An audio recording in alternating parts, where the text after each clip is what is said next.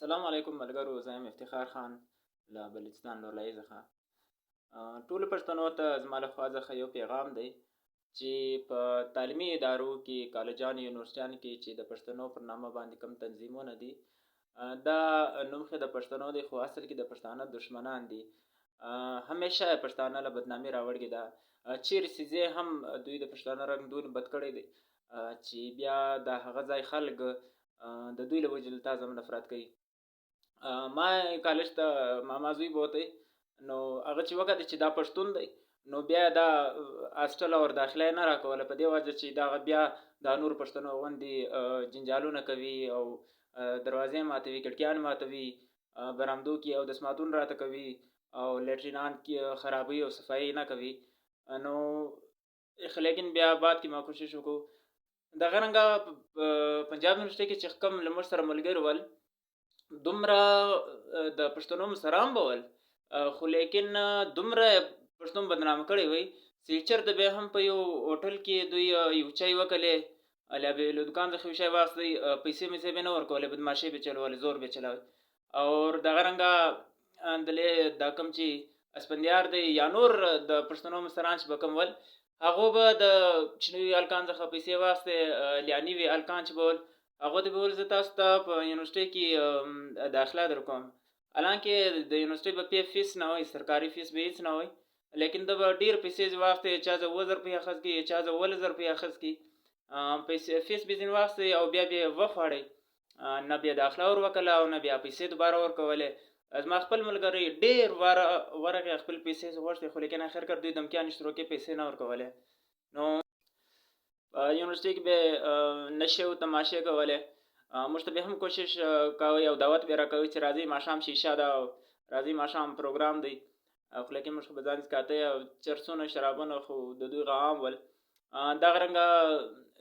هلکان به یې بوتل، په خرابو ښځو به یې کښېیستل، بیا به یې پر هغو به ریکارډ کړل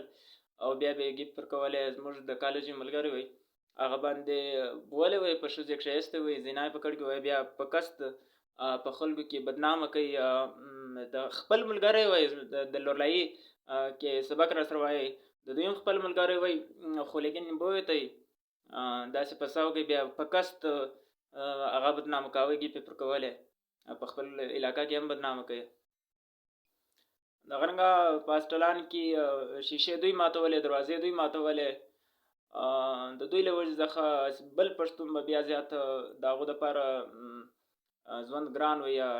په نیم کالجان کې باقاعده د پښتنو خپل جلا هاسټلان ور جوړ کړي، ول زیاته په دا کې وسایسته او د دغو مرمت هم نه در کوو. اور له شپې به کوم کالجان کې تګ د شپې تګ بند وي، دوی به له هغې څخه په غلا راوښتل، الټا به یې پښتانه بدنامه کړي ول. زموږ دپاره هم ژوند ګران وي د دوی له وجې څخه. نو په زوره به یې په خلکو ځان مانی، هر ځای به جنګونه ول د دوی، هر ځای به یې جګړې کولې، رکشې والا سره دوی باس کوئ، زورې چلاوئ،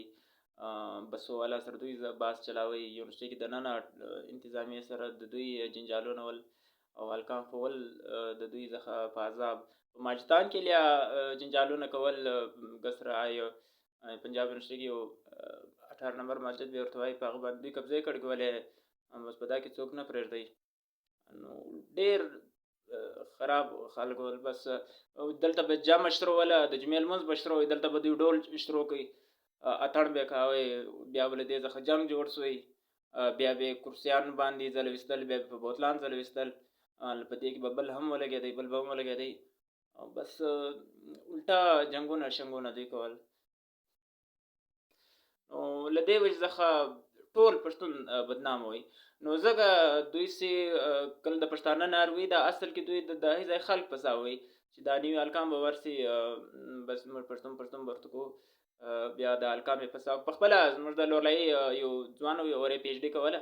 نو دا یو هم د پښتنو یار مصر تر سوی ګسر د پښتنو د ګروپ هغه خبره کوله، ویلې هېڅ پښتونوالي نه وله، هېڅ د پښتانه خدمت نه وی، بلکې خپل ګروپان هم پکې جوړ کړي ول. په پښتانه کې دننه موږ خپل ګروپان جوړ کړي ول، د خپلې خوښۍ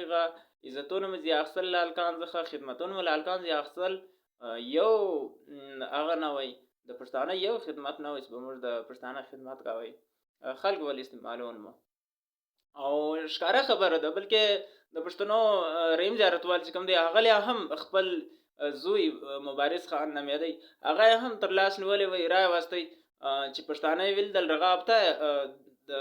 هغه ورور رحیم زیارتوال ورور په پنجاب یونیورسټۍ کې وکړه، خپل کوچنی چې راوستلی وی،